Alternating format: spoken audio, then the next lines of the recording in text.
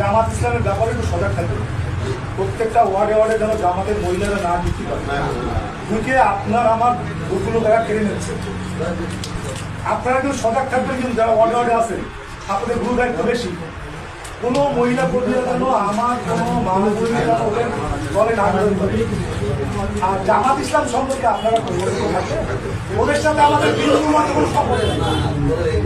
ওদের থেকে আমাদের সম্পর্ক প্রথম ছিল 5 বছর পরে, এখন ওদের সবচেয়ে বড় শত্রু ওরা। ওরা চায় আমাদের দলটা ধ্বংস করতে, ওরা চায় আমাদের দলটাকে একদম ওদের বক্তব্যগুলো এত বাজে। ওরা ষড়যন্ত্রে লিপ্ত।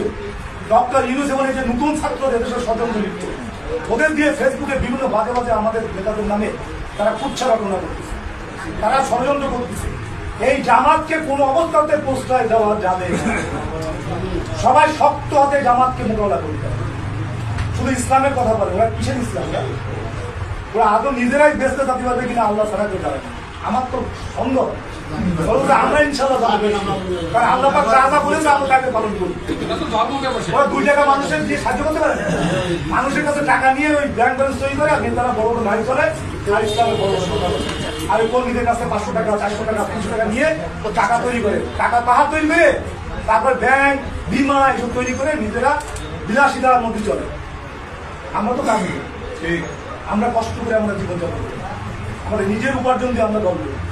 আর ওরা তো বিভিন্ন কর্মীর কাছে টাকা নিয়ে নিয়ে নিয়ে নিয়ে নিয়ে নিয়ে নিয়ে নেতারা চলে। আমাদের নেতারা ওই বিভিন্ন কর্মীদের চাঁদা নিয়ে চলে, আমাদের দল বিভিন্ন কর্মীদের দিয়ে চাঁদা দিয়ে চলে। এই দলটার বিরুদ্ধে আপনারা সজাগ থাকবেন এবং কঠিনভাবে সজাগ থাকবেন। আপনার দোয়াই লাগবে নির্বাচন কোনো অবস্থার জন্য কোনো মহিলা কোনো গ্রামে কোনো ইয়েতে আমার কোনো মা বোন আমার কোনো ভোটার আমার কোনো সমর্থকের বাইরে লাগবে।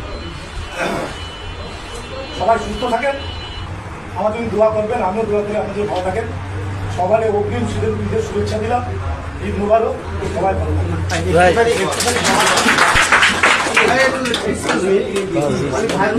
কথা বলতে চাচ্ছিলাম সারাতলা